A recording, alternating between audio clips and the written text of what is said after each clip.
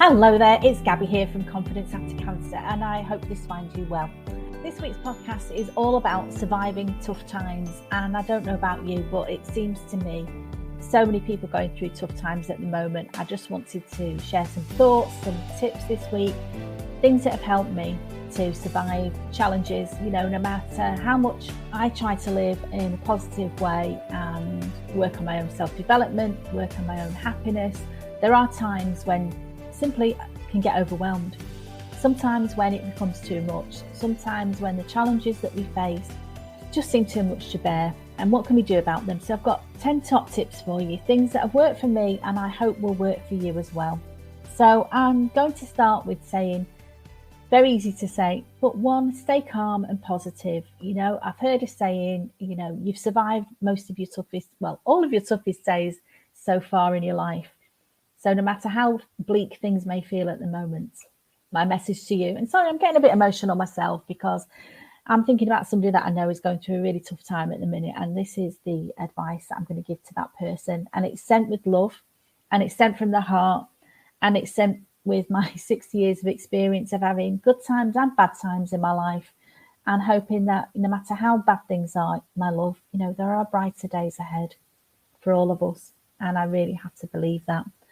So stay calm and positive is the first thing I would say to you to do. If you find that difficult to do, I find it easier to listen to something, maybe an audio book, maybe a meditation online, maybe watch something uplifting and positive on YouTube, watch a happy film, a funny film, whatever it is you can do to soothe your mind, okay? Try very much to ground yourself. If you can get a walk in nature, that's another top tip as well. But that's really about staying calm and positive. I'd like you to try and do that if you can. The second thing is, if times are really tough, is to seek support. And connection is a great thing. And I think during lockdown, a lot of us missed that connection that we had. Yes, we can connect with people online, but I'd ask you to be very mindful of the people that you connect with. Are they people that lift you up? Are they people that care for you? Are they people that nurture you? Or are they people that drain your energy? One of my friends used the expression radiators and drains.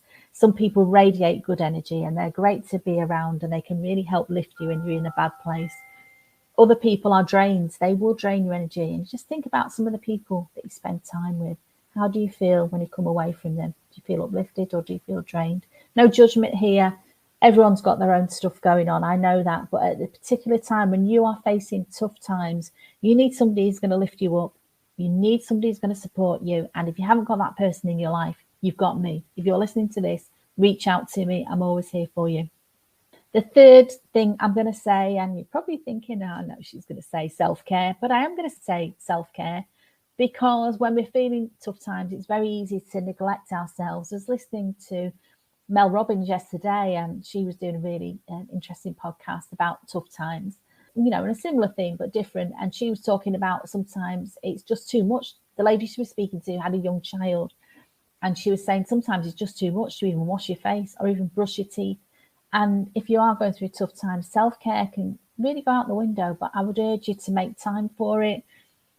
Pamper yourself a little bit. If it is a bubble bath or having a massage, or just some early nights, getting some more sleep, getting some rest, eating some nourishing food that you really enjoy. Think about your self-care. Take your time. Treat yourself almost like you would a sick child. What would you do with a sick child that you were looking after? You would be very gentle. And sometimes we're very harsh with ourselves. We might think, oh, I've messed up. I've created this problem I've got. If I hadn't have done X, they wouldn't have done Y. Try and just for a little while, send those thoughts away and just focus on making you feel good today. Just think about today, making it a good day today. Number 4, I would say to you, is to think about setting some realistic goals. So quite often we can get overwhelmed by thinking, I've got this huge thing that I want to do and I'm nowhere near it. I'm miles away from it and I'm never going to do it. And it's all too much. It's piling up and piling up. So what can we do about that? Well, we can set some realistic goals. We can think about, okay, well, what can we achieve today? What can we achieve in a week? Whatever your goal is, break it down into manageable chunks, okay? And again, if you need help with that, ask me, ask somebody for help with that. But don't try and think about this unachievable task that you've got as being the answer to the way that you're feeling, because it may be part of it. But actually, there is sometimes, I'm a big fan of a notebook and pen. I love just jotting down lists, plans, steps that I can take to get me to where I want to be. Whatever the problem is, think about the steps that you need to take to resolve that problem. And if there's something really small that you could do today, that's that first step to solving that problem. And which brings me on really to number 5, which is a lot of people that I know are struggling with finances. And this is something I've got a lot of experience in my personal life and in my professional life. I used to be a credit manager. So I've helped a lot of people that have been in debt. I've been in debt myself. I've got out of some tricky financial situations. And Martin Lewis in the UK is somebody that you can follow online. His money saving expert website is fantastic for good advice. But one of the things he said that really stuck in my mind is there is no financial problem that cannot be overcome. And it actually breaks my heart to think that some people actually are suicidal because of the financial problems that they've got. At the end of the day, it's only money. And that's easy for me to say. I know if you're facing financial problems, sometimes they can become all-encompassing. They take over your life. But I've got a lot of strategies and tips and techniques for getting out of debt, for managing your finances. And if that's something that you like, send me a private message and I'll be more than happy to help you with that. There is no problem that you can't overcome. It might not be the answer that you want, but there is always something that you can do. There is no financial problem that you've got that should take over your life and make you feel like life isn't worth living. There is always an answer, and sometimes you just need somebody who's been there before to help you with that. Number 6 is sometimes a bit of a challenge, but I'm going to say learn and grow.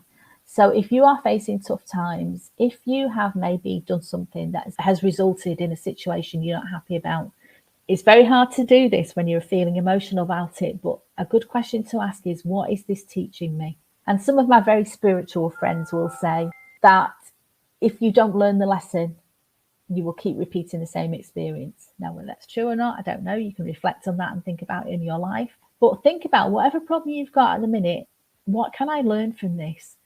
And can I use this to help me grow as a person?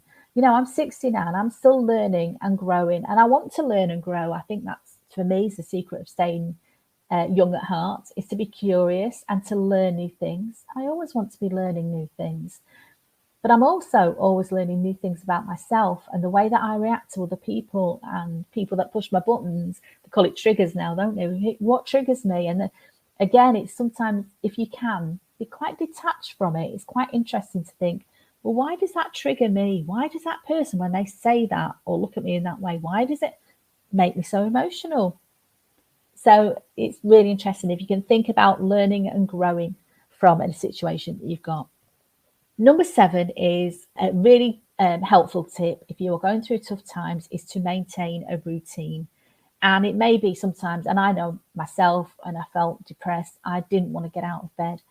It does help if you can maintain a routine, if you can get up at the same time every day, if you can maintain a routine for your own self-care, maintain a routine for your housework, if you've got housework to do, whatever it is, or even in your job, if you've got certain tasks that you need to do. A routine calms your mind. It really does. In the same way that cleaning for some people is therapeutic. Some people hate cleaning. I've really got to be in the mood for it, but I love the feeling of having a nice clean home. I love the feeling of things being in order. And when I interviewed Emily Faye recently, one of the things she said that stuck with me was thinking about cleaning and ordering your home as an act of self-care and an act of self-love. It's nurturing yourself to look after your surroundings, to know that your surroundings are clean and tidy and in order. And so it almost feels like when I was younger, things that for me were, when I was a child, things were a punishment was clean your room and go to bed early. And now those two things have turned into a bit of a treat. So cleaning my bedroom now, I think I put some nice music on. I use some essential oils that I love to smell. And I really find it a very nurturing thing to do. So maintaining a routine, I think, is good. Number 8 is stay connected. I talked before about seeking support, but this is a different thing. Maybe staying connected, not necessarily asking for support, but being part of a social group or having social relationships is always good for us, because if we spend too much time in our own head, spend too much time alone, sometimes that's when those pesky thoughts can really overtake us, and we can literally drive ourselves crazy thinking about a problem that we've got and thinking that it feels like the end of the world sometimes. So stay connected. Again, stay connected to people who uplift you. Stay connected to people who have got similar interests to you. And, the internet's there for you now. You can find groups and Facebook groups, and you can find websites about all sorts of interests, whatever your interests are. You can find YouTube's another one. It's a great search engine for finding people who are talking about things that would be interesting to you. So stay connected is a great way of surviving a tough time, because it can take you out of your own head and away from your own thoughts that may not be serving you very well at the moment. Number 9 is I've got seek professional help. And this is really for if you are seriously depressed, seriously anxious, if it is affecting your day-to-day life to the degree that you can't function on a normal level, please speak to a medical professional. Yes, I'm a coach, and I've done a lot of coaching. I've done a lot of NLP. I've done a lot of tips and tricks that can help you feel better. I am not a qualified doctor. And if that's what you need, and you need to speak to somebody, please do. It's at the end of the phone or the end of an email. You can get professional help. So if you're feeling in despair, please seek that help that you need. It's much better to do that if you can earlier rather than later, but whatever stage you're at. And number 10, the last one I want to leave you with is something that can help you feel better if you're going through tough times and you are feeling low, is to give back. It doesn't really help you to think there's always people worse off than you. And I'm not saying that. I'm saying, it's good to be grateful for what you've got. You might have issues, but if you've got a home, you've got a roof over your head, if you've got food in your fridge, you are doing a lot better than a lot of people in the world. And there are people at the minute with serious problems, financial problems or other problems as well. So if you can get involved in giving back, sometimes it could be simple as like going around the supermarket and putting something in the basket at the end for their food bank. You are giving something back to somebody. It takes you 2 seconds, and it can be a small amount of money. It can be a packet of biscuits, but mentally you are connecting with other people. You're giving something back. Now, it could be bigger than that. You might want to join a society. You might want to look after, refugees. You might want to look after children. You might want to connect with. There's lots of schemes now for looking after people in old people's homes who may be lonely and got no visitors. There's always something you can do to give back. It doesn't always have to be money. It could be your time and your effort and your attention. But giving back, and again, it takes you out of your own head. It takes you away from your problems and makes you realize, there's a lot to be grateful for. And one of the things I'm grateful for is my listeners and my viewers. So thank you so much for listening to me. If you're going through tough times and you want to speak to me, please send me a message. I'm always here for you. But other than that, I'd wish you a blessed and wonderful week. You know where I am if you need to speak.